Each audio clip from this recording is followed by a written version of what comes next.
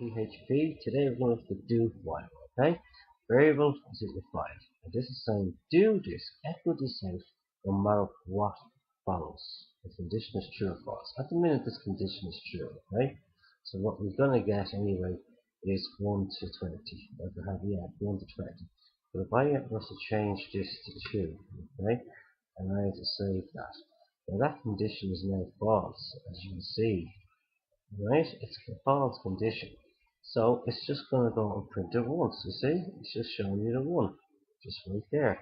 So basically is, summing up, this condition is now false. 5 is not less than 2. But we're saying to do it anyway. It can be done for a check or whatever way you need it. This is my counter again, and these here are comments on the options of different types of counters. But this is the quickest way. So, variable is 5. Do this no matter what is here. This minute, this is false. This is not, less than this, but it's going to print it anyway. This is what telling to do it. If this condition